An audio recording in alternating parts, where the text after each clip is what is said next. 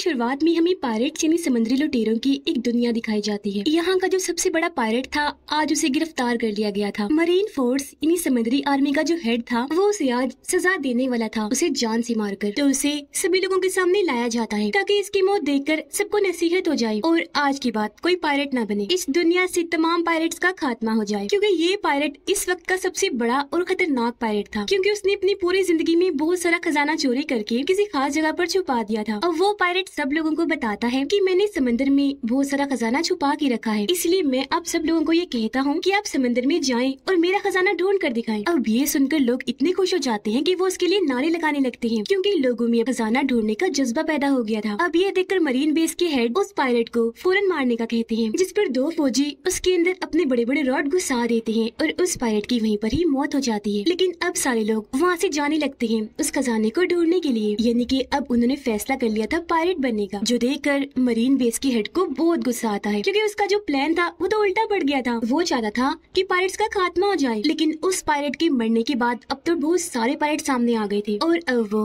उस बड़े पायरेट के खजाने को ढूंढने निकल गए। इसके बाद हमें 22 साल के बाद की कहानी दिखाई जाती है। हम एक कश्ती में कहानी के हीरो को देखते हैं जिसका नाम लूफी होता है। लूफी भी उस पायरेट के खजाने को ही ढूंढने जा रहा था, क्योंकि वो समंदर का सबसे बड़ा पायरेट बनना चाहता है और वो अपने सफर में काफी आगे आ चुका है। लेकिन जिस कश्ती में वो सवार था अब उसमें पानी आना शुरू हो गया था, क्योंकि वो काफी दिन से सफर कर रहा था। अब वो डूब ना जाए इसलिए जल्दी से एक ड्रम में जाकर बैठ जाता है। उसका सारा सामान पानी में तैरने लगा और वो ड्रम भी जिसमें वो छुपा हुआ था, पर यहाँ कम से कम वो डूबने से बच गया था। लेकिन फिर उसका ड्रम तैरते तैरते दो पायरेट्स के जहाजों के बीच पहुँच जाता है, जिन दोनों जहाजों की आपस में लड़ाई हो रही थी। अब यहाँ बड़े शिप की कैप्टन एक औरत थी, जिसको पकड़ने के लिए मरीन बेस ने बहुत सारा इनाम रखा हुआ था। वो फिर अपने साथियों के साथ मिलकर दूसरे जहाज के लोगों पर हमला कर देती है। एक एक करके उन्हें बुरी तरह मारकर वो बंदी बना लेती है और उन्हें भी अपने शिप में ले आती है। कैप्टन के साथी भी दूसरे शिप का सामान लूटकर अपने शिप में लाने लगते हैं। ये लोग उस ड्रम को भी उठाकर अपनी शिप में ले आते हैं जिसमें लूफी छुपा हुआ था। जैसे ही रात हुई लूफी ड्रम से बाहर आ जाता है, लेकिन उसे बाहर आता हुआ एक लड़का देख लेता है जो वहाँ पर कैदी था और वो लूफी को देखकर डर जाता है, चीख मार देता है। लूफी उसके मुँह पर हाथ रखकर उसे चुप करवाता है और कहता है कि डरो मत, मैं तुम्हें कोई नुकसान नहीं पहुँचाऊंगा। जिसके बाद लूफी उसे अपने बारे में बताता है कि मैं भी एक पायरेट हूँ। और वो कैदी लड़का कहता है कि तुम पायरेट नहीं लगते क्योंकि तुम अच्छे लग रहे हो। जिस पर लूफी का जवाब था कि नहीं, सारे पायरेट एक जैसे नहीं होते, कुछ अच्छे भी होते हैं। अब यहाँ हमें लूफी के बचपन का सीन दिखाया जाता है और हमें पता चलता है कि उसे बचपन से पायरेट बनने का शौक था। लूफी को पायरेट्स का एक हीरो भी बहुत पसंद था जो खुद भी एक पायरेट था और लूफी उसे सिर्फ अपना ही हीरो समझता था। अब जब पायरेट हीरो अपनी टीम के साथ वापस आता है तो लूफी उसे कहता है कि प्लीज मुझे भी अपनी टीम में शामिल कर लीजिए ना। जिस पर वो जवाब देता है, बेटा तुम अभी छोटे हो, पायरेट बनने के लिए भी तैयार नहीं हो, क्योंकि ये काम बहुत खतरनाक होता है। अब ये सुनकर लूफी को जोश आ गया। वो शिप की सबसे ऊंची जगह पर जाकर सबका ध्यान अपनी तरफ करता है और फिर चाकू अपने चेहरे पर घुसा कर निशान बना लेता है ताकि वो सबको दिखा सके कि मैं अब बच्चा नहीं रहा और पायरेट बन सकता हूँ। कहानी वापिस से प्रेजेंट टाइम मौजूदा वक्त में आ जाती है, जहाँ ये सारी बात लूफी उस कैदी लड़के को बता रहा था। वो लड़का उससे पूछता है कि तुम पायरेट बनने का सपना कैसे देख सकते हो, क्योंकि पायरेट होना इतनी भी खास बात नहीं। इस पर लूफी जवाब देता है कि नहीं, पायरेट होना बहुत अच्छा होता है, क्योंकि पायरेट बनकर आप अपने साथियों के साथ समंदर की सैर कर सकते हैं, एडवेंचर पर जा सकते हैं और तो और पायरेट्स को कोई कुछ कहता भी नहीं, वो आजाद होते हैं। इसलिए तो देखो मैं इतना खुश हूँ पायरेट बनकर। कैदी लड़का कहता है मैं भी आजाद होना चाहता हूँ, लेकिन जो इस शिप के कैप्टन है उसने मुझे यहाँ पर कैद करके रखा हुआ है और वो मुझे आजाद कभी नहीं होने देगी। कैप्टन के खराटों की आवाज इतनी ज्यादा थी कि लूफी पूछता है, अरे ये क्या, ये कैसी आवाज है, क्या तुमने कोई समुद्री मॉन्स्टर पकड़ के यहाँ पे रखा हुआ है? जिस पर कैदी लड़का कहता है, अरे नहीं नहीं यार, ये तो हमारी कैप्टन के खराटों की आवाज है। अब वो कैदी लड़का लूफी को चुपके ऊपर लेकर जाता है और कहता है कि अभी सब सो रहे हैं तो तुम यहाँ से भाग जाओ। अब जब लूफी वहाँ से जा रहा था तो उनकी आहट से सब लोगों को पता चल जाता है और वो नींद से उठ जाते हैं। जिसके बाद कैप्टन भी यहाँ पर आ जाती है। अब कैप्टन को लगता है कि कैदी लड़का मुझे धोखा दे रहा था, वो भी यहाँ से भाग रहा था, इसलिए वो अपने हथियार से इन दोनों पर हमला कर देती है। वो पहले कैदी लड़के को मारती है, लेकिन लूफी आगे आकर उसके हथियार को साइड पर कर देता है, कैदी लड़के को बचा लेता है। जिसके बाद वो अकेला ही कैप्टन और उसके साथियों से लड़ने लगता है। हालांकि कैप्टन के साथी उस पर गोलियां चलाते हैं, लेकिन एक भी गोली लूफी का कुछ बिगाड़ नहीं पाती। ये देखकर कैप्टन को गुस्सा आ जाता है और वो अपना भारी हथियार उठाकर लूफी की पेट पे जोर से मारती है। लेकिन हैरत, यहाँ पर लूफी अपने जिस्म को लचकदार बनाकर खींचता है और ऐसे उसकी वार से बच जाता है। ये देखकर कैप्टन काफी हैरान रह जाती है कि इसने अपने जिस्म को लचकदार कैसे कर लिया। और फिर तभी लूफी अपने हाथों को भी लंबा लंबा लचकदार बनाकर शिप की दूसरी साइड पर चला जाता है। तब कैप्टन भी वहाँ पर आ जाती है। वो दोबारा से अपने हथियार से उस पर हमला करती है, लेकिन लूफी पीछे हट जाता है और तब शिप का व्हील टूट जाता है और वहाँ पर आग लग गई। सारी सूरत हाल को देखकर कैप्टन आग बगोला हमला हो जाती है। उसे कैदी लड़के पर गुस्सा आ रहा था, इसलिए वो अपने हथियार से अब उस पर हमला करती है। लेकिन तभी सामने आ गया लूफी। हथियार उसके सर पर लगा, उसका सर कुचला गया, लेकिन हैरत उसे कुछ भी नहीं हुआ। जिसके बाद लूफी अपनी सबसे खतरनाक मूव यानी मारने का जो उसका सबसे अच्छा तरीका था वो उसका इस्तेमाल करता है। अपना हाथ लंबा लचकदार बनाकर बड़ा सा मुक्का बनाता है और उससे वो कैप्टन पर हमला करता है, जिससे यहाँ वो कैप्टन समंदर में दूर जाके गिरती है और उसका काम तमाम। अब वो सारे लोग लूफी की ताकतों को देखकर काफी हैरान भी हो जाते हैं और डर भी जाते हैं, इसीलिए हार मान ली थी उन्होंने। अब लूफी तो अपने कारनामों से बहुत खुश था और वो कैदी लड़के को लेकर यहाँ से जाने वाला था। अब हम एक तलवारबाज को देखते हैं जिसका काम होता है पायरेट्स को पकड़कर मारना। अब तब यहाँ एक आदमी आया जो वॉरियर था यानी कि योद्धा। वो तलवारबाज को अपने साथ शामिल होने का कहता है, लेकिन वो साफ साफ मना कर देता है। इनकार सुनकर वॉरियर तलवारबाज से लड़ने लगा। अब वो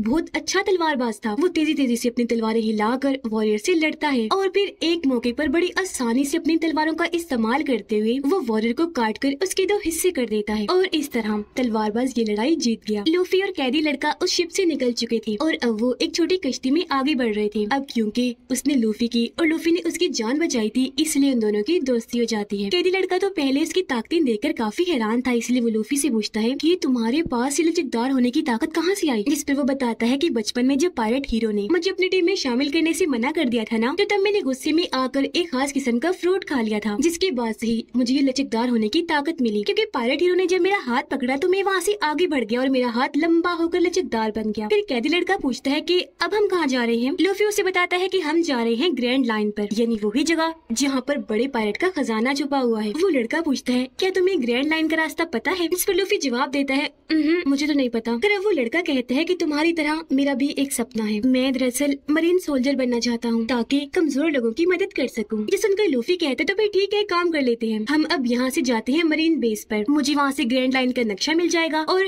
तुम वहीं पर रुक जाना मरीन सोल्जर बनने के लिए। जिस पर कैदी लड़का कहता है अरे वाह, ये तो बहुत अच्छा आइडिया है, चलो फिर ऐसे ही करते हैं। और अब ये दोनों मरीन बेस पर जाने के लिए निकल जाते हैं। अब इसी बीच समंदर में हम नामी नाम की एक लड़की को देखते हैं जो अपनी कश्ती में थी और उसकी हालत खराब थी। वो मरने वाली थी क्योंकि उससे काफी कमजोरी महसूस हो रही थी। उसने जब आंखें खोली तो उसे वहाँ पर एक बड़ी कश्ती दिखाई देती है जिसके अंदर 2 लड़के थे। तब नामी उनसे मदद मांगती है, लेकिन तभी वो देखती है कि ये दोनों तो पायरेट्स हैं, इसीलिए अपनी कश्ती में रखा हुआ बॉक्स वो ज्यादा ढककर छुपाने की कोशिश करती है। ऐसा लग रहा था जैसे उसमें कोई कीमती चीज हो। ये देखकर वो दोनों लड़के अपनी कश्ती से उतरकर नामी की कश्ती में आ जाते हैं और उस बॉक्स को खोलकर देखने की कोशिश करते हैं। जैसे ही उन्होंने बॉक्स खोला, हैरत, उसमें कुछ भी नहीं था। अब जब लड़कों ने ऊपर देखा तो नामी उनकी कश्ती चुराकर वहाँ से भाग जाती है, क्योंकि ये सब उसने नाटक किया था ताकि वो लड़के इसकी कश्ती में आए और ये उनकी कश्ती लेकर भाग सके। और अब नामी भी पास की मरीन बेस पर आ जाती है। उधर लूफी और कैदी लड़का एक होटल में बैठकर खाना खा रहे थे, जहाँ तभी वो तलवारबाज भी आ जाता है। एक बच्ची उसके लिए अपने हाथों से खाना बनाकर लाती है, लेकिन तभी यहाँ पर मरीन कैप्टन का बदतमीज बेटा आ जाता है। वो बच्ची के हाथ से खाना छीनकर नीचे गिरा देता है और अपने पाँव से कुचल देता है, जिसके बाद वो बच्ची से भी काफी बुरा पेश आता है। बच्ची काफी परेशान हो गई, जो चीज तलवारबाज को पसंद नहीं आई, इसलिए वो मरीन कैप्टन के बेटे से कहता है कि बच्ची से माफी मांगो। जिस पर वो बदतमीज लड़का हंस के कहता है क्या कहा,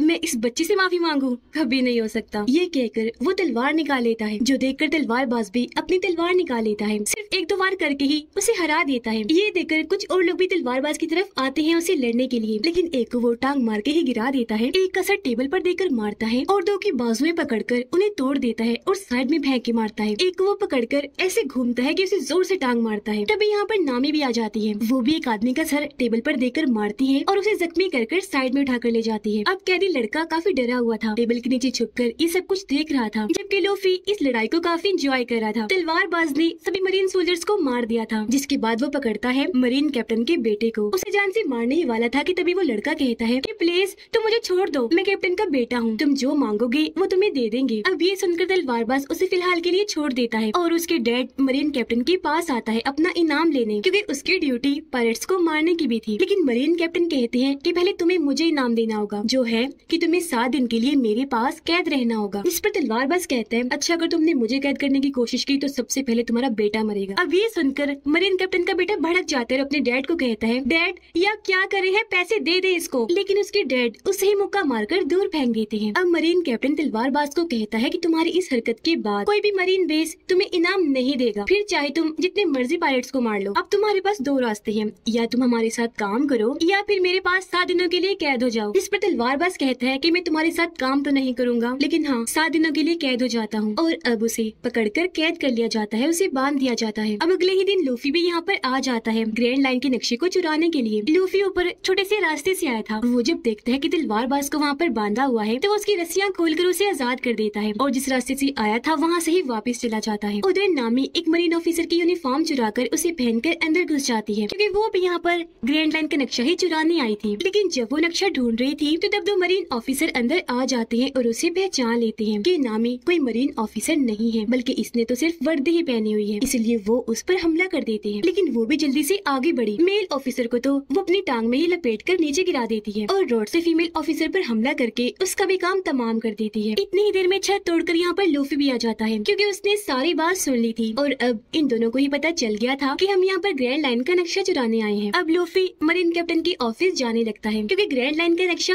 वहीं पर ही रखा हुआ है। तब नामी भी उसके पीछे पीछे जाने लगती है पर तभी अचानक इनके सामने मरीन कैप्टन आ जाता है और क्योंकि नामी ने यूनिफॉर्म पहना हुआ था तो वो उसे मरीन ऑफिसर ही समझता है। नामी यहाँ पर उसे बताती है वो दरअसल मैंने इस कैदी को अभी कैद किया है तो मैं इसे जेल में डालने जा रही थी। जो सुनकर कैप्टन यहाँ से चला जाता है पर यहाँ हमने देखा कि नामी बहुत चालाक है। उसने मरीन कैप्टन की जेब काट ली थी और अब उसके ऑफिस की चाबियाँ इनके पास आ गई थी। तो अब ये दोनों चाबियों से ताला खोलकर उसके ऑफिस घुस जाते हैं। अलग अलग होकर ग्रैंड लाइन का नक्शा ढूंढने लगते हैं। मरीन कैप्टन अब उस जगह पर आता है जहाँ पर वो दोनों ऑफिसर पड़े थे जिन्हें अभी अभी नामी ने पीटा था। दोनों ऑफिसर मरीन कैप्टन को बताते हैं कि वो लाल बालों वाली लड़की यानी कि नामी कोई मरीन सोल्जर नहीं है बल्कि वो तो यहाँ पर घुस गई है, पायरेट है। ये सुनकर मरीन कैप्टन को याद आया कि वो तो मेरे ऑफिस की तरफ गई है, इसलिए वो यहाँ पर इमरजेंसी अलार्म बजा देता है। उधर लूफी और नामी को वो तिजोरी मिल गई थी जिसमें ग्रैंड लाइन का नक्शा रखा हुआ था, लेकिन लाख कोशिश के बाद भी वो इस तिजोरी को नहीं खोल पा रहे थे। तभी बाहर मरीन कैप्टन भी आ गया था। वो दरवाजा पीटने लगता है और उन्हें दरवाजा खोलने का कहता है, लेकिन यहाँ पर लूफी मजबूती से तिजोरी को पकड़ता है। नामी उसके पीछे से आकर उसे जोर से पकड़ लेती है। यहाँ लूफी अपनी लचकदार ताकत का इस्तेमाल करके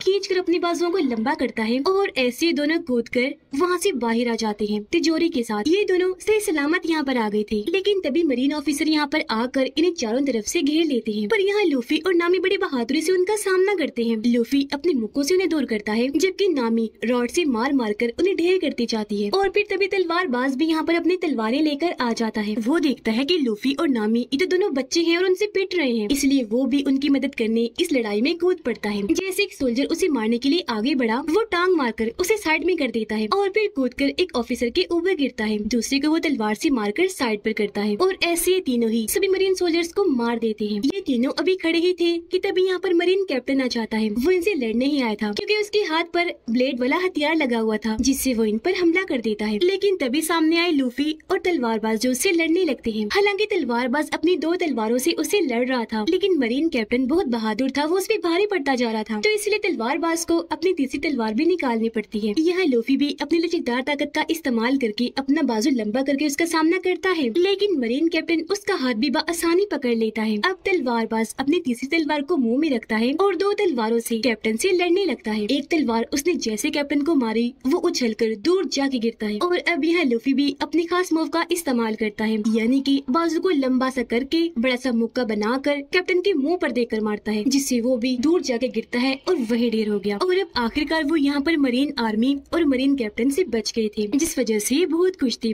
तलवारबाज इनकी और मदद करता है। वो तिजोरी को उठाकर लूफी की कश्ती तक लेकर जाता है। इससे पहले कि ये यहाँ से जाते, मरीन कैप्टन का बेटा यहाँ पर आ जाता है गन्स लेकर, लेकिन तभी यहाँ पर आ जाता है कैदी लड़का भी और वो उसके मुंह पर जोरदार मुक्का मारकर उसे बेहोश कर देता है। उसे देखकर लूफी काफी खुश हो जाता है कि तुम यहाँ भी आ गए, और अब वो उसे भी अपने साथ ले जाने का सोचता है क्योंकि अब मरीन आर्मी इनके पीछे पड़ गई थी। जिस पर कैदी लड़का कहता है कि नहीं तुम जाओ, मैं यहीं पर रुकूंगा अपना सपना पूरा करने के लिए। मैं एक अच्छा मरीन ऑफिसर बनूंगा, लोगों की मदद करने के लिए, जुल्म को मिटाने के लिए। उसकी बातें सुनकर लूफी काफी मुतासिर हुआ और अब वो नामी और तलवारबाज को उस कश्ती में लेकर वहाँ से निकल जाता है। अब हम दोबारा से मरीन बेस के हेड को देखते हैं, जिन्होंने 22 साल पहले सबसे बड़े पायलट को पकड़ा था और उसे सजा दी थी। अब बेस के हेड को पता चलता है कि कोई उनकी मरीन बेस से ग्रैंड लाइन का नक्शा चुरा कर ले गया है। ये जानकर मरीन बेस के हेड काफी परेशान हो जाते हैं और अब वो भी इस मरीन बेस पर आने लगते हैं। अब हमें दिखाया गया एक जोकर जो भी एक पायलट ही था और उसे भी ग्रैंड लाइन का नक्शा चाहिए था, इसलिए वो अपने लोगों को लूफी के पीछे भेजता है वो नक्शा चुराने के लिए। उधर लूफी, नामी और तलवारबाज कश्ती से आगे बढ़ रहे थे। यहाँ खुशी खुशी नामी उस तिजोरी को खोल लेती है जिसके अंदर से इन्हें ग्रैंड लाइन का नक्शा मिल जाता है, जिसे देखकर ये काफी खुश हो जाते हैं। यहाँ नामी लूफी और तलवारबाज को बताती है कि दुनिया का समंदर 4 हिस्सों में बटा हुआ है और जो जमीन की लाइन है जो समंदर तक आ रही है उसके ऊपर भी एक लाइन है और उसे ही ग्रैंड लाइन कहा जाता है। खजाना वहाँ पर है तो अब हम खजाना ढूंढने वहाँ जाएंगे। वो ये बातें कर ही रहे थे कि तभी इन्हें बाहर से आहट महसूस होती है, क्योंकि असल में जोकर के लुटेरों ने इनकी कश्ती पर हमला कर दिया था। उसके लुटेरे आसमान में थे। वो वहाँ से बेहोशी की गैस आसपास फैला देते हैं। गैस जैसे लोगों के अंदर गई, ये भी उसे सूंघकर बेहोश हो जाते हैं। यहाँ बेहोश होने से पहले लूफी ने उन लुटेरों को देख लिया था, इसीलिए उसने ग्रैंड लाइन के नक्शे को जल्दी जल्दी से अपने मुंह में छुपा लिया था, जिसके बाद वो बेहोश हो गई। इसके बाद जब इन तीनों को होश आई तो ये देखते हैं कि हमें तो कैद किया हुआ है एक बड़े से बॉक्स में और इनकी सारी चीजें जोकर के लुटेरों ने ले ली थी। पर लूफी ने यहाँ बताता है कि फिक्र न करो, ग्रैंड लाइन का नक्शा मेरे पास बिल्कुल सेफ है, यहाँ पर मेरे पेट में। अब जैसे बॉक्स खुलता है तो ये तीनों एक स्टेज पर होते हैं जहाँ पर जोकर और उसके साथी लोगों को शो दिखा रहे थे। यहाँ पर जो ऑडियंस थी वो कैदी लोग थे जिन्हें गुलाम बनाकर जबरदस्ती उनसे यहाँ पर तालियां बजवाई जा रही थी। अब तभी इन सबका कैप्टन यानी कि वो जोकर यहाँ पर आता है। उसे देखते ही लूफी पहचान लेता है कि ये एक पायरेट है, इसके ऊपर भी ढेर सारा इनाम है। लूफी यहाँ पर जोकर को बताता है कि देखना बहुत जल्द मैं पायरेट्स का किंग बनने वाला हूँ। जिस पर जोकर हंसते हुए कहता है, ओ तुम बनोगे पायरेट्स के किंग, देख लेना मैं बनूंगा जब मैं ग्रैंड लाइन का नक्शा चुरा लूंगा ना और वो खजाना मुझे मिल जाएगा ना तब। जो कहने के बाद जोकर उनसे ग्रैंड लाइन का नक्शा मांगता है, लेकिन तभी यहाँ चालाक नामी सामने आई और कहती है, क्या तुम नक्शा कर रहे हो? पता है तुम्हें हमारे पास नक्शे से भी बढ़कर कुछ है। ये कहकर वो लूफी की टोपी लेती है और उसे हवा में ऊपर उछाल देती है। अब जैसे सबका ध्यान ऊपर गया,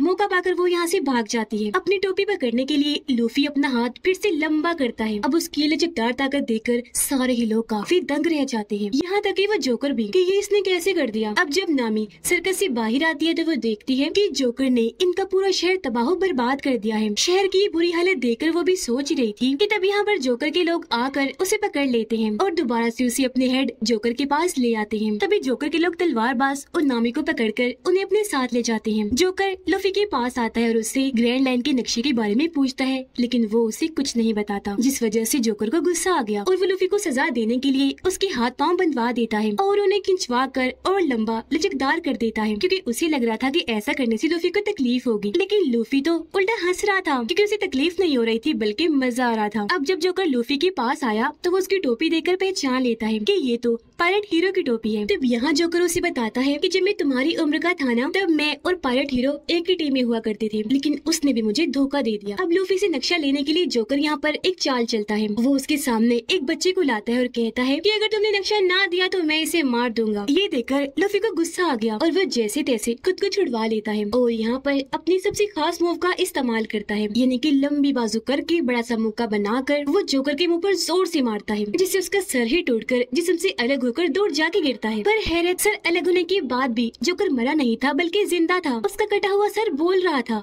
हंस रहा था और जो जिस्म था वो भी अपना काम कर रहा था और फिर तभी उसका सर दोबारा से आकर उसके जिस्म के साथ लग जाता है। ये देखकर लूफी काफी हैरान हो जाता है। तब जोकर उसे बताता है कि तुम्हारी तरह मैंने भी वो खास किस्म का फल खाया था, तो तब मुझे ये ताकत मिली, यानी कि मैं अपने जिस्म को हिस्सों में काट भी सकता हूँ और दोबारा से जोड़ भी सकता हूँ। अब जोकर वहीं खड़े खड़े अपना हाथ अलग करता है और हाथ को लूफी के पास भेजकर जो बेहोशी वाली गैस है उसे फिर से फोड़ देता है, जिससे लूफी बेहोश हो जाता है। उधर नामी और तलवारबाज को अब कैद कर दिया गया था, लेकिन यहाँ पर नामी के पास ताले को खोलने की चाबी थी, जिसकी मदद से वो ताला खोलने लगती है। लेकिन तभी यहाँ पर जोकर का एक साथी आ गया। वो तलवारबाज के पास आकर कहता है कि तुमने मेरे भाई और मेरे लोगों को बड़ा भगा भगा कर मारा था और आज मैं उस चीज का बदला लूंगा, तुम्हें भी बिल्कुल वैसे ही मारूंगा। अब तलवारबाज गोल चीज पर बंधा हुआ था जैसे कोई पहिया होता है, जिसे जोकर का वो आदमी घुमा देता है और चाकू की मदद से बार बार उस पर निशाना लगाता है, लेकिन ये नाकाम निशानेबाज था और इसका एक भी निशाना ठीक नहीं लगता। इसी दौरान नामी ताला खोल लेती है और जल्दी से बाहर आकर जोकर के इस आदमी को जोर से टांग मारती है और उसे तलवारबाज की तरफ फेंकती है। तलवारबाज जल्दी से उसे अपनी बाजू की मदद से पकड़ लेता है। नामी तलवारबाज की रस्सियां खोलती है, जब आजाद होते ही उस आदमी को मारकर आसानी से बेहोश कर देता है और ये दोनों यहाँ से बाहर आ जाते हैं। अब मरीन बेस के हेड भी यहाँ पर आ गए थे। यह मरीन कैप्टन मरीन बेस के हेड से झूठ बोलता है, इसलिए ताकि वो कैदी लड़के को फंसा सके। वो कहते हैं मेरे बेटे की गलती थी, जिस वजह से वो पायरेट यानी कि लूफी ग्रैंड लाइन का नक्शा चुराकर यहाँ से भाग गया, लेकिन मेरे बेटे को एक नए मरीन ऑफिसर ने बचा लिया, जो कहकर वो उसे कैदी लड़के से मिलवाता है। मरीन बेस के हेड जैसे कैदी लड़के को देखते हैं तो उन्हें शक हो जाता है कि ये घबराया हुआ है, तो जरूर ये भी लूफी के साथ मिला हुआ है, इसलिए वो उसे अकेले में मिलने को बुलाते हैं। अब कैदी लड़का जब उनसे मिलने गया तो मरीन बेस के हेड उसे कहते हैं कि बताओ तुम उन पायरेट्स के साथ कब से काम कर रहे हो, क्योंकि मैं सारी सच्चाई जान गया हूँ, मुझे पूरा यकीन है। यहाँ बेस के हेड का आदमी भी कहता है कि एक बार तुम्हें लूफी के साथ देखा गया था, इसीलिए अब जो भी सच है जल्दी से बता दो। ये सुनकर कैदी लड़का काफी घबरा गया और वो सारी सच्चाई मरीन बेस के हेड को बता देता है। कहता है कि लूफी ने मेरी मदद की थी मेरी कैप्टन से मुझे आजाद करवाने में, तो वो और मैं उस शिप से भाग गए थे और यहाँ पर आ गए। जिसके बाद वो तो चला गया लेकिन मैं यहीं पर रुक गया क्योंकि मैं मरीन ऑफिसर बनना चाहता था। अब हेड समझ जाते हैं कि ये सच बोल रहा है, इसलिए वो कैदी लड़के को भी अपने साथ शामिल कर लेते हैं ताकि ये मिलकर लूफी को पकड़ सके। उधर जोकर ने लूफी को पकड़कर एक टैंक में कैद कर दिया था। जब उसे होश आई तो वो खुद को यहाँ पाकर काफी परेशान हो जाता है क्योंकि इस टैंक में धीरे धीरे करके समंदर का पानी भर रहा था और समंदर के पानी की वजह से लूफी यहाँ पर अपनी ताकतों का इस्तेमाल नहीं कर पाता क्योंकि वो यहाँ पर कमजोर पड़ता जा रहा था। तभी यहाँ पर जोकर भी आ गया और वो उसे दोबारा ग्रैंड लाइन का नक्शा मांगता है लेकिन लूफी उसे नहीं देता। इस वजह से जोकर को काफी गुस्सा आ गया और वो टैंक में पानी की स्पीड बढ़ा देता है और अब समंदर का पानी तेजी से वहाँ पर आकर लूफी पर गिरने लगा। अब हमें यहाँ दोबारा से लूफी के बचपन का सीन दिखाया जाता है जहाँ पर उस वक्त वो काफी दुखी था जब पायरेट हीरो उसे अकेला ही छोड़कर चला गया। उसके जाने के बाद यहाँ पर एक और पायरेट आया जो बहुत बुरा था। वो आते ही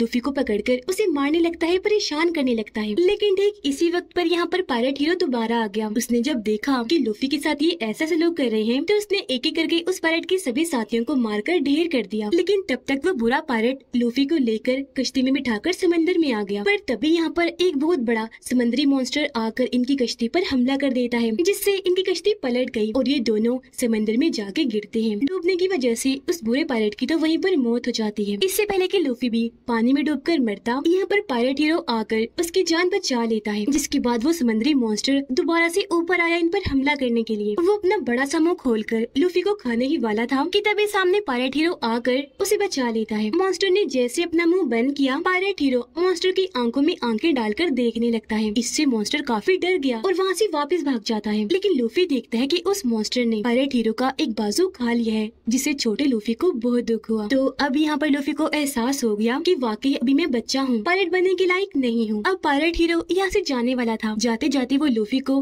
अपनी टोपी देता है जो लूफी के पास उसकी आखिरी निशानी थी जिसे प्रेजेंट टाइम में जोकर लूफी के सामने ही खराब कर रहा था। पर वो अपनी टोपी बचाने के लिए कुछ कर नहीं सकता था क्योंकि पानी भरने से वो टैंक में डूबता जा रहा था। पर इस वजह से उसे बहुत गुस्सा था। इतनी ही देर में यहाँ पर नामी और तलवारबाज भी आ गई। नामी रोड को टैंक पर देकर मारती है जिससे टैंक पर दरारें पड़ जाती हैं। लूफी भी तब तक पानी में बेहोश हो गया था। अब उन दोनों को देखकर जोकर काफी घबरा गया। आसपास अपने साथियों को देखने लगता है ताकि मदद के लिए बुला सके। लेकिन नामी और तलवारबाज ने तो पहले ही उसके साथियों का काम तमाम कर दिया था। दरारें काफी गहरी हो गई थी, इसलिए टैंक टूटता है और पानी के बहाव के साथ लूफी बाहर आ जाता है। उसे तब तक होश भी आ गई थी और यहाँ अब उसके मुंह से ग्रैंड लाइन का नक्शा भी बाहर निकल कर आ जाता है। अब लूफी के सामने दो चीजें पड़ी हुई थी, नक्शा और उसकी टोपी। क्योंकि उसकी टोपी ज्यादा जरूरी थी इसीलिए वो उसकी तरफ ही बढ़ता है। लूफी टोपी उठाता है जबकि जोकर वो नक्शा उठा लेता है जिसे देखकर वो काफी खुश हो रहा था। ये देखकर तलवारबाज उस पर तलवार से हमला करता है। तलवारबाज ने उसका गला काटा था लेकिन अपनी ताकत से वो गला दोबारा जोड़ लेता है और उन्हें ही अपनी ताकतें दिखाने लगता है। यानी कि उनकी आंखों के सामने वो अपने जिस्म के हिस्से काट कर दोबारा से जोड़ने लगता है और फिर वो अपने जिस्म के बहुत सारे टुकड़े करके उनसे नामी और तलवारबाज पर हमला करवा देता है। हालांकि नामी और तलवारबाज उसके जिस्म के टुकड़ों से लड़ रहे थे लेकिन वो इन पर भारी पड़ रहा था। ये देखकर लूफी को जोकर पे काफी गुस्सा आया,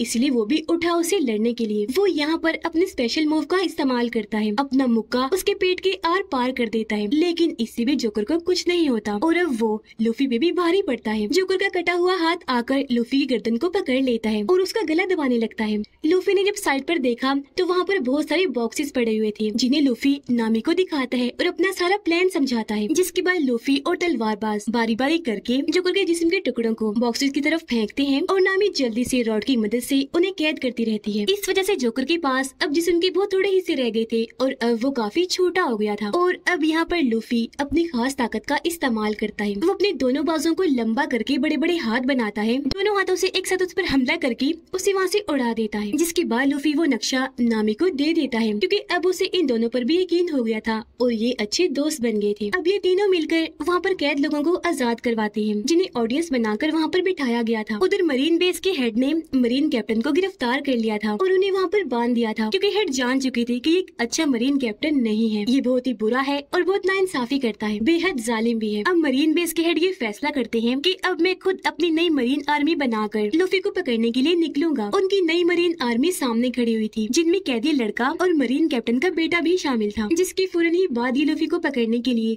समंदर में निकल जाते हैं। उधर लूफी सबको आजाद करवाकर अपने दोनों साथियों नामी और तलवारबाज को लेकर कश्ती में बैठकर वहाँ से निकल जाता है। अब तभी नामी अकेले में जाती है और किसी को कॉल करके बताती है कि ग्रैंड लाइन का नक्शा मेरे पास आ गया है और अब मैं आ रही हूँ, जिससे यहाँ हम समझ पाए कि नामी उन्हें धोखा दे रही है और वो किसी और के साथ मिली हुई है। अब यहाँ से हमें 7 साल के पहले का वक्त दिखाया जाता है, जहाँ पर एक बच्चा जो दरअसल लूफी का दोस्त था, वो अपने गाँव में हर वक्त ये अफवाह फैलाता रहता था कि लुटेरे आ गए, जल्दी से छुप जाएं। इस वजह से सब लोग काफी डर जाया करते थे और फौरन अपने अपने घरों में जाकर छुप जाते थे। अब लोगों को लगता था कि वो सच बोलता है, लेकिन कुछ अरसे के बाद लोगों को यह एहसास हुआ कि वो झूठ बोलता था। यहाँ पर कोई लुटेरे नहीं आया करते थे, इसीलिए अब कोई भी उसकी बात का यकीन नहीं करता। वो लोग डरते नहीं और ना ही अपने घरों में जाकर छुपते हैं। अब कहानी वापिस आ जाती है प्रेजेंट टाइम में, जहाँ वो बच्चा यानी कि लूफी का दोस्त अब बड़ा तो हो चुका है, लेकिन अभी भी वो अफवाहें फैलाता है कि लुटेरे आ गए, जल्दी से छुप जाओ। लेकिन अब कोई उसकी बात का यकीन नहीं करता। उधर लूफी और उसके साथी जब आगे बढ़ रही थी तो उनका शिप खराब हो जाता है, क्योंकि उसमें सुराख हो गया था और पानी अंदर आ रहा था। तो इसलिए अब ये लोग नई शिप खरीदने के लिए उसी लड़के यानी लूफी के दोस्त के आइलैंड पर आ जाते हैं और अपने पुराने शिप को पानी में ही डूबने देते हैं, ताकि उसके जरिए कोई इन तक पहुँच न सके। मरीन बेस के हेड अपनी टीम को लेकर आगे बढ़ रहे थे लूफी को पकड़ने के लिए। जोकर उन बॉक्सेस में से अपने जिस्म के सारे हिस्से वापस ले चुका था, जिन्हें जोड़कर अब वो पहले जैसा बन गया था। वो भी वहाँ पर खड़ा ही था कि तभी उसके पास अजीब सा मछुआरा आता है और कहता है कि चलो मेरे साथ, तुम्हें हमारे मछुआरे के हेड ने बुलाया है। पर जोकर उसके साथ जाने से मना कर देता है और वहाँ से भागने की कोशिश करने लगा, लेकिन तभी वो अजीब मछुआरा उसके मुंह पर जोरदार मुक्का मारता है, जिससे जोकर वहीं पर बेहोश हो जाता है। तब मछुआरा उसे उठाकर अपने साथ ले आया। उधर लूफी इस आइलैंड पर फिर रहा था और अपने लिए नई शिप की तलाश कर रहा था, जहाँ पर एक शिप उसे पसंद आ भी जाती है। वो जब उसे पास से देखने गया तो इस शिप में लूफी का वही दोस्त था जो बचपन में अफवाहें फैलाया करता था। यहाँ वो लूफी से मिलता है और उसे बताता है कि मैं ही इस शिप की देखभाल करता हूँ, अगर तुम्हें ये शिप चाहिए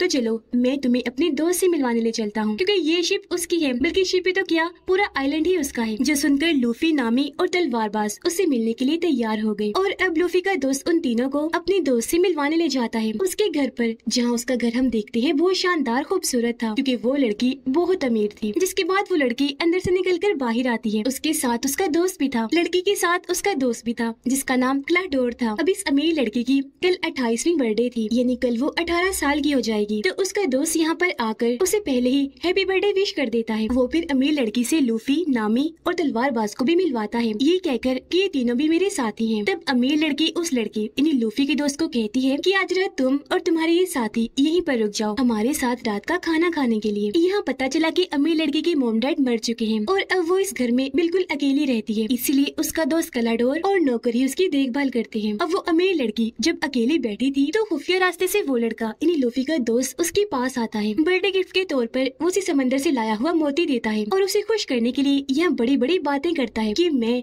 कई बार समंदर में जाकर एडवेंचर कर चुका हूँ। बातों के दौरान ही लड़की को खांसी होने लगी। तब लूफी का दोस्त उसे चाय लाकर पिलाता है, जिससे उसकी तबीयत थोड़ी बेहतर होती है। लूफी और नामी कपड़ों वाले कमरे में जब गए तो वो ये सोचकर काफी परेशान हो रही थी कि यहाँ पर तो इतने सारे कपड़े हैं, हम कौन से पहने। यहाँ पर तभी तलवारबाज भी आ जाता है और वो इन दोनों से पूछता है कि अमीर लड़की के साथ जो उसका दोस्त है क्लाडोर, कि तुम्हें वो जाना पहचाना सा लग रहा है। मुझे तो लग रहा है, मुझे ऐसा महसूस हो रहा है जैसे पहले मैं उससे मिल चुका हूँ। जिस पर लूफी और नामी कहते हैं कि नहीं तो हमें तो नहीं ऐसा लगता। उधर वही क्लाडोर अपनी मीठी मीठी बातों में अमीर लड़की को फंसाकर उसे काफी खुश कर देता है। अमीर लड़की उसके गले से लग जाती है और कहती है कि मैं तुम्हें अपना सबसे अच्छा दोस्त मानती हूँ, तुम मेरे सबसे ज्यादा करीब हो। पर क्लाडोर तो असल में उसका दोस्त नहीं बल्कि दुश्मन था, क्योंकि वो अमीर लड़की को मारने के लिए दोनों नौकरों के साथ मिलकर प्लान बना चुका था, ताकि उसके मरने के बाद सब कुछ उसका हो जाए और वो इस आइलैंड पर राज कर सके। इसी वजह से क्लाडोर हर रोज लड़की को थोड़ा थोड़ा जहर दे रहा था, जिस वजह से वो लड़की बीमार रहती है। यहाँ दोनों नौकरों ने मिलकर लड़की को मारने के लिए बहुत सारा जहरीला सूप बनाया हुआ था, ताकि उसकी 18वीं सालगिरह से पहले ही वो उसको मार दे। फिर अब रात को बर्थडे पार्टी होती है, जहाँ पर लूफी, नामी और तलवारबाज पार्टी को काफी इंजॉय करते हैं, मजे मजे के खाने खाते हैं। यहाँ नामी एक आदमी से बात करती है जो कि यहाँ का खास आदमी था, क्योंकि वो अमीर लड़की का सारा बिजनेस और लेन देन संभालता था। वो यहाँ का डीलर था। अब तभी अमीर लड़की यहाँ पर क्लाडोर के साथ आती है और अपने डीलर से मिलती है। अब तलवारबाज क्लाडोर से बात करता है और उससे पूछता है तो मुझे जाने पहचाने से लग रहे हो, क्या पहले हम मिल चुके हैं। जिस पर क्लाडोर मना कर देता है कि नहीं, मुझे ऐसा नहीं लगता, हम पहली बार ही मिल रहे हैं। अब डीलर अमीर लड़की को कहता है कि मुझे आपसे कोई जरूरी बात करनी है, पर क्लाडोर मना कर देता है और कहता है कि बातें बाद में होती रहेंगी, पहले सब खाना खा लेते हैं। अब जब ये सारे लोग खाना खा रहे थे तो यहाँ पर लूफी अमीर लड़की से उसे शिप के बारे में बात बात करता है कि हम वो लेना चाहते हैं क्योंकि हम पायरेट्स हैं और ग्रैंड लाइन के लिए जा रहे हैं, तो हमें उस शिप की जरूरत है। अमीर लड़की कहती है कि आज रात 12 बजने के बाद मैं 18 साल की हो जाऊंगी, तब हर चीज मेरे कंट्रोल में आ जाएगी, तो शिप मैं तुम्हें दे दूंगी। वो बातें कर ही रही थी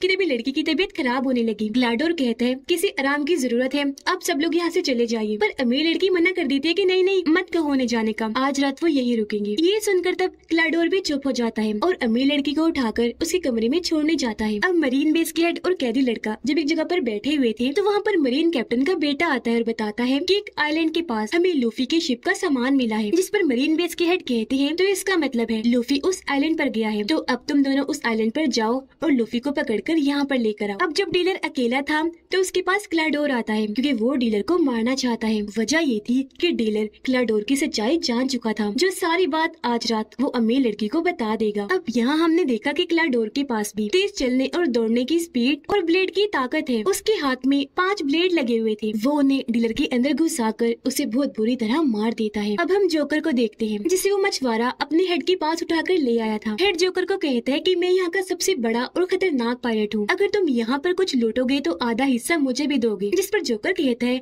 लेकिन मैं तो कुछ भी नहीं कर पा रहा। लूफी नाम का एक लड़का है, वो ही यहाँ पर हर जगह घूम रहा है, उसके पास एक ग्रैंड लाइन का नक्शा भी है, वो ही उस खजाने को ढूंढ लेगा। इस पर मछुआरों का हेड कहता है कि कौन लूफी, कहाँ है वो इस वक्त। जोकर कहता है कि तुम मुझे छोड़ दो, मुझे फिलहाल पता नहीं है कि वो कहाँ है, लेकिन उसे ढूंढने में मैं तुम्हारी मदद कर सकता हूँ। जिस पर वो हेड मानकर उसे छोड़ देता है। अब लूफी और तलवारबाज और खाना खाने और शराब पीने अपने अपने कमरों से बाहर आते हैं और अब ये दोनों मिलकर किचन में जाते हैं, जहाँ पर लूफी का दोस्त पहले से ही मौजूद था और अब ये तीनों यहाँ पर बातें करने लगते हैं। अब नामी भी अपने कमरे से बाहर आकर यहाँ पर सामान चुराने लगती है, जिसके बाद वो अमीर लड़की के कमरे में जाती है। वो लड़की नामी के हाथ में सामान का थैला देखकर समझ जाती है कि ये चोरी कर रही है, लेकिन यहाँ वो फिर भी नामी को कुछ नहीं कहती, बल्कि दोस्तों की तरह ही उससे बातें करने लगती है। बातों ही बातों में लूफी का दोस्त बताता है कि मेरे डैड भी एक काफी बड़े पायरेट थे, लेकिन फिलहाल वो लापता है। अब उनका नाम सुनकर लूफी एकदम से बोलता है, अच्छा वो, उनको तो मैं जानता हूँ, मैं उनसे मिल चुका हूँ और वादा करता हूँ कि तुम्हें तुम्हारे डैड से मिलवा दूंगा। अब यहाँ पर तलवारबाज उसे पूछता है क्या यहाँ पर पीने के लिए शराब है। इस पर वो कहता है कि हाँ, बेसमेंट में बहुत सारी शराब पड़ी है, वहाँ जाकर पी लो। तो अब तलवारबाज और लूफी का दोस्त बेसमेंट में आते हैं, लेकिन जब ये आगे बढ़ रहे थे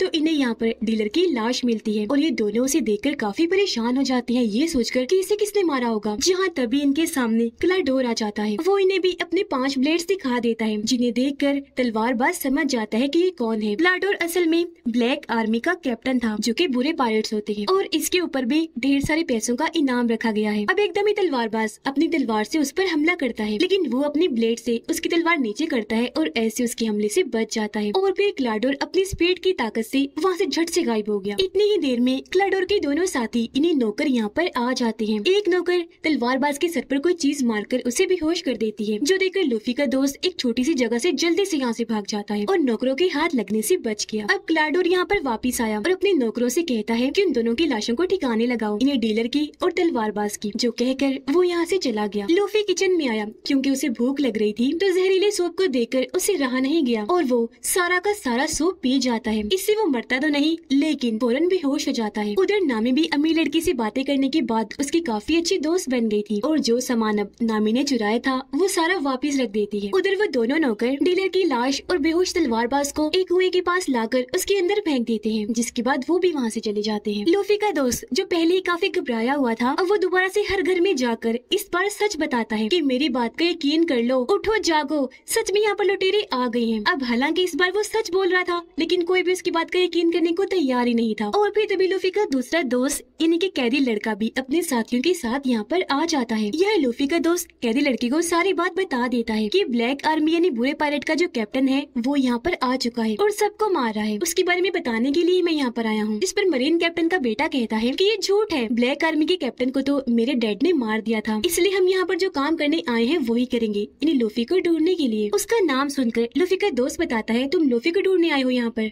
वो भी इधर ही है। और अब वो इनको लूफी के पास ले जाने लगता है। उधर नामी जब किचन में आती है तो ये देखकर काफी परेशान हो जाती है कि लूफी यहाँ पर बेहोश पड़ा है। उसे समझ नहीं आती कि सूप पीकर ये बेहोश कैसे हो गया, पर तभी उसे आहट महसूस हुई और वो जल्दी से जाकर एक जगह पर छुप जाती है। वहाँ पर दरअसल क्लाडोर क्लाडोर और उसके साथी आए थे इन्हें दोनों नौकर, और उनकी बातें सुनकर नामी सारी बात समझ जाती है कि ये क्या करने वाले हैं। इन्हीं अमीर लड़की की जान लेने वाले हैं। घर के बाहर लूफी का दोस्त मरीन आर्मी को ले आया था। अब क्लाडोर जैसे दरवाजा खोलता है, लूफी का दोस्त बताता है कि यही ब्लैक आर्मी का कैप्टन है, इन्हीं के लुटेरा। पर यहाँ पर क्लाडोर उल्टा उस पर ही इल्जाम लगाने लगता है और कहता है कि इसका दिमागी तवाज़ुन थोड़ा ठीक नहीं है, इसलिए अक्सर ही ऐसी बातें करता रहता है। ये बचपन से ही इस तरह की कहानियां बनाते आ रहा है। अब ये सुनकर कोई भी लूफी के दोस्त की बातों का यकीन नहीं करता, सिवाय कैदी लड़के के। उसे लग रहा था कि क्लाडोर ही झूठा है और लूफी का दोस्त सच बोल रहा है। अब मरीन कैप्टन का बेटा क्लाडोर को कहता है कि लूफी इधर ही है, तो तब क्लाडोर कहता है कि हाँ, और वो लूफी को इनके हवाले कर देता है जो आधे बेहोशी की हालत में था। अब नामी वहाँ से निकलकर बाहर आई। वो नौकर के मुंह पर पेन से हमला करके उसे बेहोश करती है और यहाँ से भाग जाती है। लूफी का दोस्त भी वहाँ से भागकर अमीर लड़की के पास आ गया था। क्लाडोर कैदी लड़की को कहता है कि अब तुम यहाँ पर क्या ले रहे हो, चले जाओ यहाँ से। उसकी बेइज्जती करके वो मुंह पे ही दरवाजा बंद कर देता है। अब नामी भी अमीर लड़की के पास आ गई थी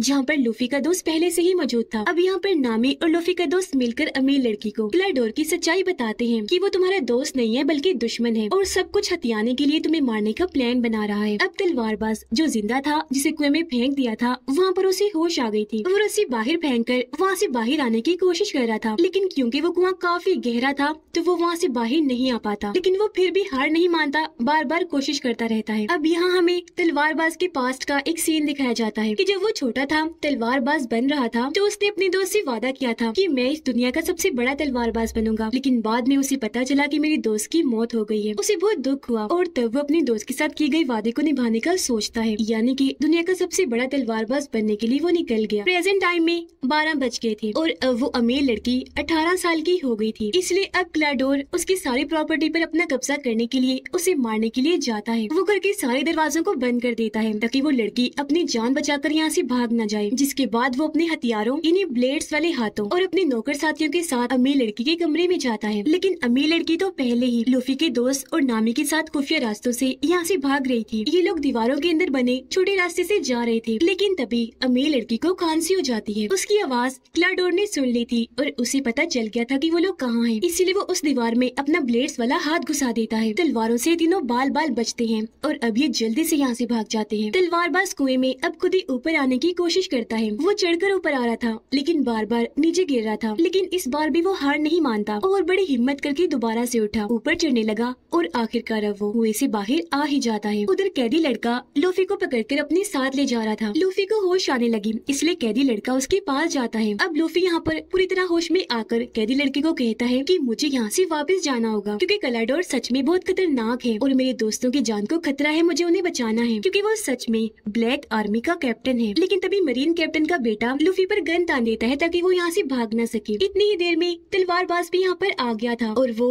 उसके सभी साथियों को मार देता है। फिर वो मरीन कैप्टन के बेटे को जोरदार मुक्का मारता है जिससे वो वहीं बेहोश होकर गिर जाता है। जिसके बाद लूफी और तलवारबाज अपने साथियों को बचाने के लिए निकल जाते हैं। घर में वो तीनों यानी कि अमीर लड़की, लूफी का दोस्त और नामी एक पुराने कमरे में आकर छुप जाते हैं। लेकिन तभी क्लाडोर भी यहाँ पर आ जाता है। उसे शक था कि वो यहीं पर है, इसलिए वो उन्हें ढूंढने लगता है। इसी दौरान लूफी और तलवारबाज भी जैसे तैसे घर का एक रास्ता खोलकर अंदर आ ही जाते हैं। लूफी जाता है ऊपर और तलवारबाज दूसरी साइड पर। तलवारबाज के सामने क्लाडोर के दोनों नौकर साथी आ जाते हैं तो वो जल्दी से अपनी तलवार पकड़कर उनसे लड़ने लगता है। अमीर लड़की और नामी जैसे बाहर आई, क्लाडोर जल्दी से आगे आकर उन्हें पकड़ लेता है। वो उन्हें बस मारने ही वाला था कि तभी लूफी का दोस्त अपने हथियार से उस पर निशाना लगाता है, लेकिन इस बार भी वो बच जाता है। क्लाडोर को कुछ नहीं होता। अब क्लाडोर फुल स्पीड के साथ उसके पास आया और उस पर हमला करके उसे दूर फेंक देता है। फिर वो अमीर लड़की और नामी के पास आया। उसने अपना ब्लेड्स वाला हाथ ऊपर उठाया अमीर लड़की को मारने के लिए, लेकिन तभी पीछे लूफी आ गया जिसने अपना हाथ लचकदार बना के लंबा करके उसे पकड़ लिया और ऐसे अमीर लड़की को बचा लिया। जिसके बाद अब लूफी क्लाडोर से लड़ने लगता है। लचकदार ताकत का इस्तेमाल करके वो उसे उठा कर मार रहा था, पर क्योंकि क्लाडोर काफी खतरनाक और ताकतवर था इसलिए लूफी ज्यादा देर तक उसका मुकाबला नहीं कर पाता। क्लाडोर बहाने से काफी बार लूफी पर हमला करता है जिस वजह से लूफी को अब थोड़ा रुकना पड़ता है, लेकिन फिर मौका पाकर लूफी उसके मुंह पर जोरदार मुक्का मारता है और वो दूर जाके गिरता है। तलवारबाज भी दोनों नौकरों से लड़कर उन्हें खूब मार रहा था। एक पर वो तलवार से ऐसे हमला करता है कि सीढ़ियों से नीचे फेंक देता है और ऐसे वो इन पर भारी पड़ रहा था। उधर क्लाडोर भी अब आमने सामने आकर लूफी से लड़ता है और अपनी ब्लेड से उसे दूर फेंक फेंक के मारता है, लेकिन इसका असर लूफी पर ज्यादा नहीं होता। वो बड़े आराम से बार बार बच रहा था। अब यहाँ पर लूफी अपनी सबसे खास मूव का इस्तेमाल करता है। वो लचकदार ताकत का इस्तेमाल करके अपनी गर्दन को लंबी करता है और उससे क्लाडोर पर हमला करके